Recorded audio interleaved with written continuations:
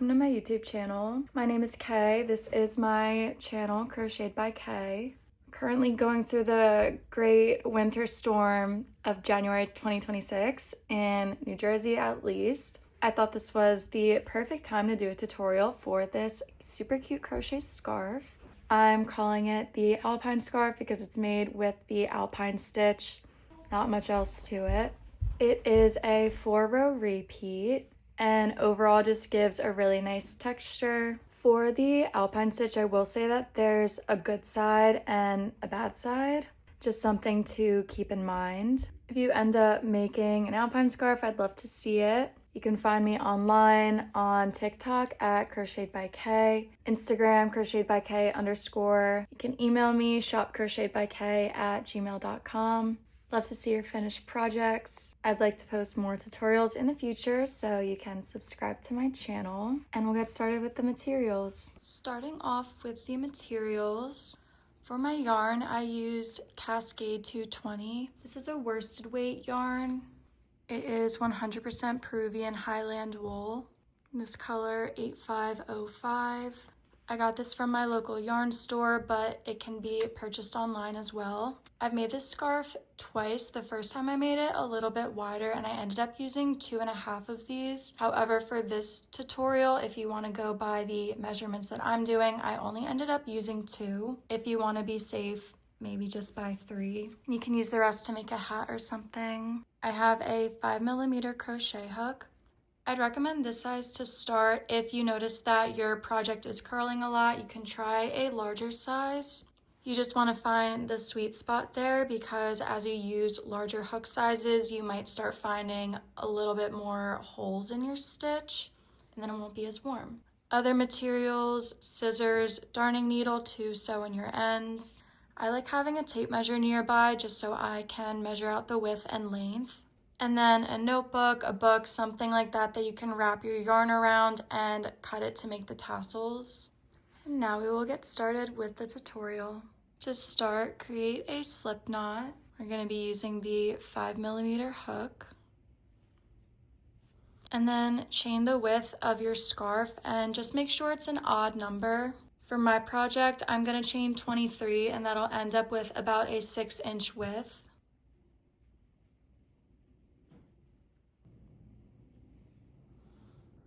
Here's your foundation chain, and then in the second chain from your hook, single crochet.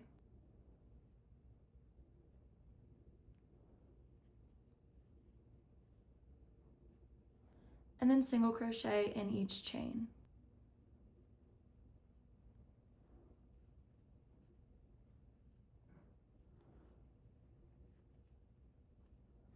Here's my last chain. I'm just going to insert a single crochet here. So you'll have 22 single crochets. If you chained a different amount, just make sure it's an even number. And then chain 2 and turn your work. For the second row, add a single crochet in each stitch from the previous row. The chain 2 will not count as a single crochet, so you're going to insert your first stitch right here on top of the last single crochet you just made.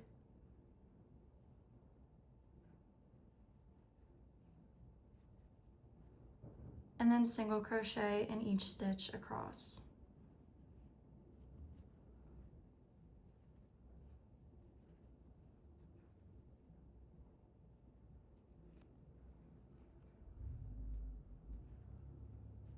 You'll have the same amount of stitches as you did for the previous row, so 22 or whatever your number was. And then add your last double crochet into the last stitch from the previous row. Then chain 1 and turn your work. The end of the row, you should have 22 double crochets. For the third row, we're gonna repeat what we did for the first row, just single crochet across. Here's the chain, so our first stitch from the previous row.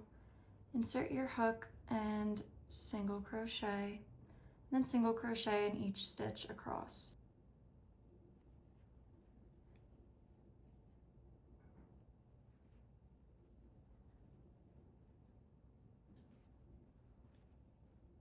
In the last stitch from the previous row, add your last single crochet.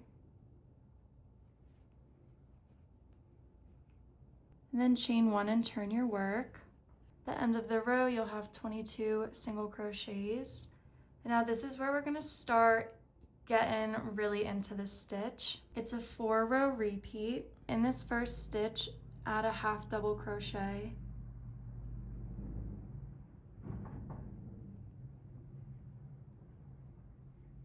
In the next stitch, double crochet.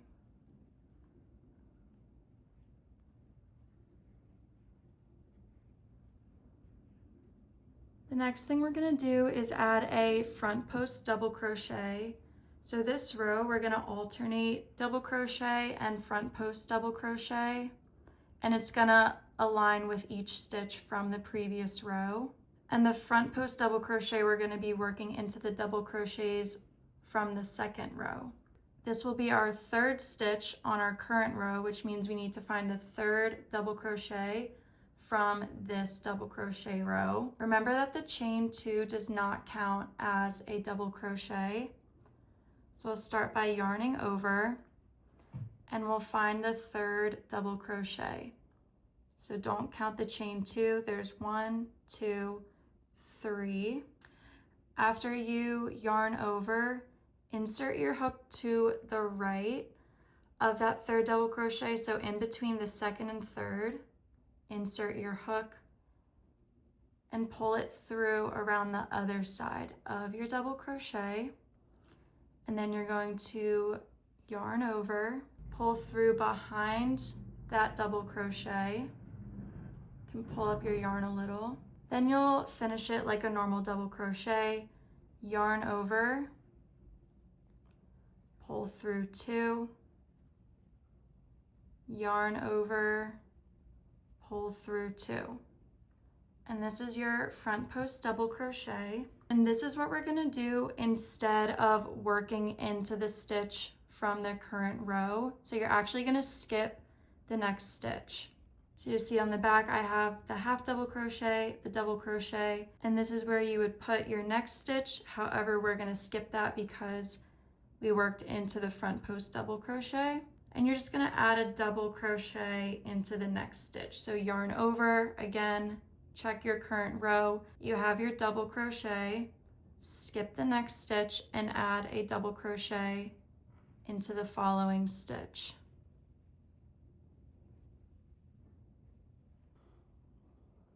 On the back, you can see that one stitch that we skipped.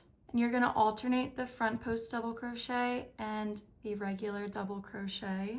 The front post double crochet, you'll always work into the previous double crochet row, and the regular double crochets, you'll always work into the current row.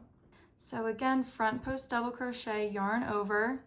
You're going to skip the next double crochet from this previous row and work into the one after that, because this regular double crochet is aligning with that one we just did in the normal row, if that makes sense. So you'll insert your hook in between these 2 stitches, pull it up around, yarn over, pull your hook through the back of that stitch, lift up your yarn a little, yarn over, pull through 2 loops, yarn over, pull through 2 loops. Then since we alternate, our next stitch is going to be a regular double crochet, so I'll yarn over, look at our working row. We worked into this stitch, skip this stitch because that lines up with the front post double crochet, and add your double crochet into the next stitch.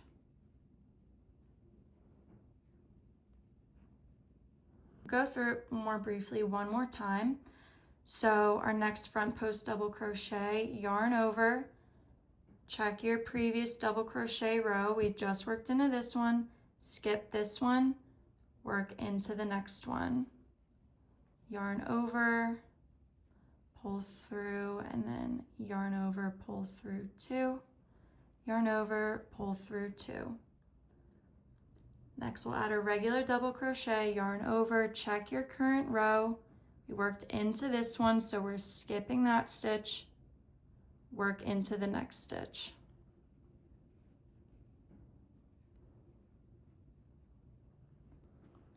And you're gonna keep alternating the regular double crochet and the front post double crochet. You can replay the previous few stitches if you still need to go over it with instruction, and I will meet you at the last 2 stitches of the row. I'm at my last 2 stitches. You can see I just alternated front post double crochet and the double crochet throughout the row. On the 3rd to last stitch, I had a regular double crochet, so add 1 more front post double crochet, yarn over. I'm gonna leave this double crochet alone, work into the next double crochet, and front post double crochet. And then in the last stitch here, half double crochet.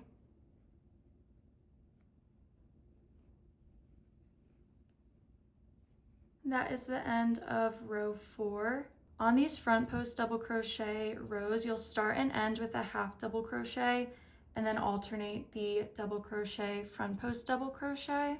There's a couple different ways you can do the Alpine stitch, but having the half double crochets on the end will prevent you from having that space that sometimes happens when you end on a front post double crochet on those versions. After that, chain 1, turn your work, and you're gonna single crochet in each stitch across.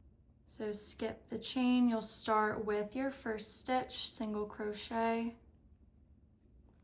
and work your way down the row. You're gonna be going on top of the double crochets, on top of the front post double crochets. Just add a single crochet on each of the stitches from the previous row. At your last stitch, add your last single crochet, and you should have the same amount of stitches as you did from your previous single crochet rows. So if you're following the same stitch count as me, that'll be 22 stitches. Each row is going to have the same amount of stitches for the rest of the pattern. So what I like to do to check myself is that every time I do a single crochet row, I will count the stitches.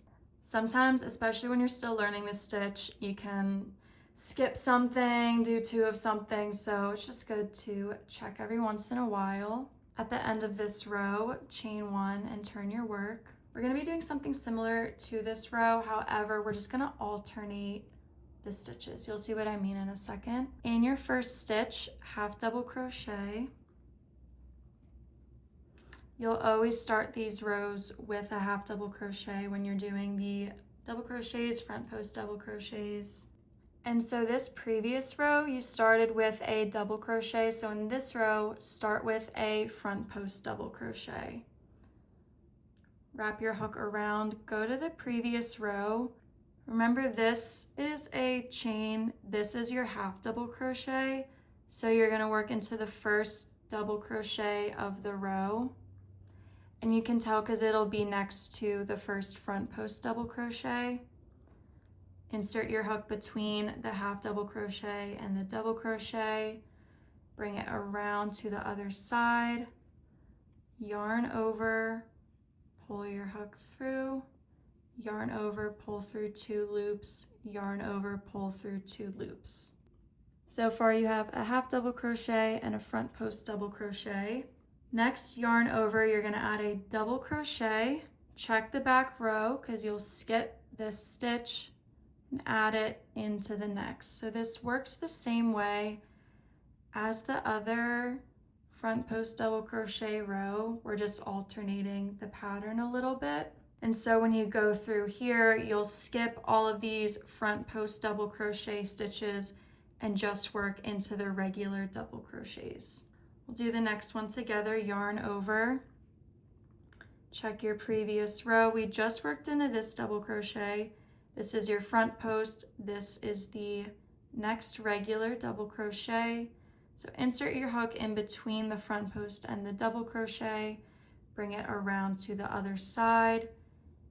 Yarn over, pull your hook through, yarn over, pull through 2 loops, yarn over, pull through 2 loops. Then yarn over, add your double crochet, skip this stitch because it's in line with that front post double crochet, and add a double crochet into the next stitch. You can see on the back these 2 stitches where we skipped for the front post double crochets. We'll do one more together. Yarn over, insert your hook around the next regular double crochet, yarn over, pull through, yarn over, pull through 2 loops, yarn over, pull through 2 loops, yarn over, skip this stitch, insert your hook into the next stitch, and double crochet. And then repeat this, alternate your front post double crochets and double crochets until you reach the last 2 stitches. And the third to last stitch will be your front post double crochet. Skip that stitch.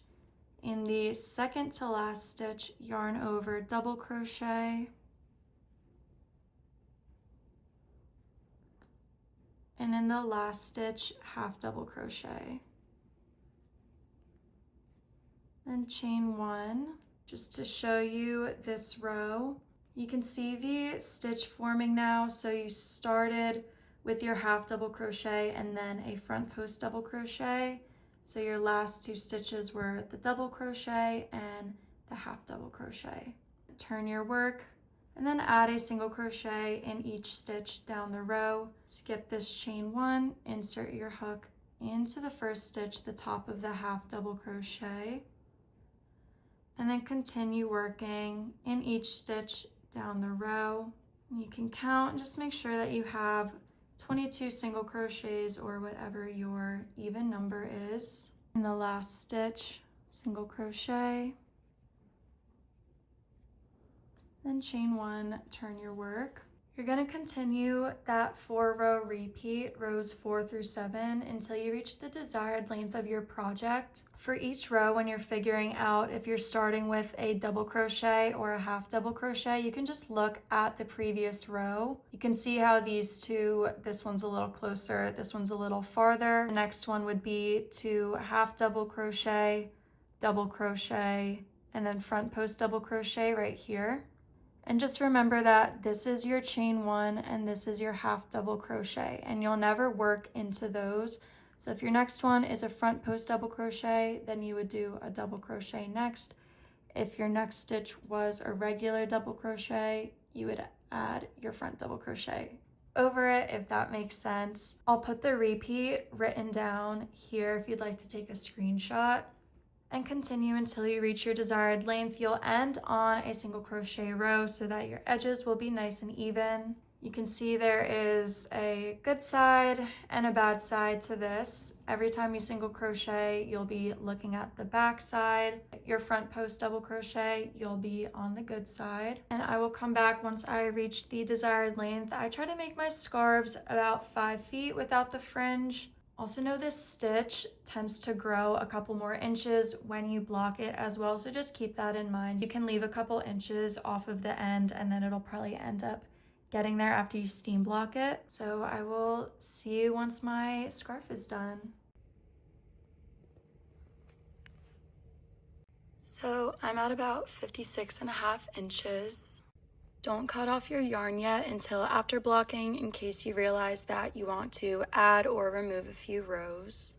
It can be tricky to count the rows since these front post double crochets get in the way of our single crochet rows. To give you a reference, this is our first row of single crochets and double crochets, and if I just start counting 1, 2, 3, 4, all of these rows on the back, I end up with 97 rows. Ending here. All right, location change to my bathroom because now we're gonna start blocking the scarf. We're gonna be steam blocking it, and this helps loosen the tension in the stitches. So for the scarf specifically, it's going to increase the length of the scarf. Overall, it'll have a nicer drape as well. We're gonna do before and after so we can look at the difference because there's definitely a change in the drape and the length. So I do recommend blocking. So I'm just at my shower so that I can use this to let my scarf hang down. I put a towel underneath. The shower rod's kind of old just to prevent any rust stains, I guess. And then just throw that on there. That's the best angle I got for you. My steamer, Conair. Okay, do you hear that? That means it's ready. This is pretty simple. Just with the steamer, I just go in and get it pretty close to the scarf. I'll start from the top and then work my way down.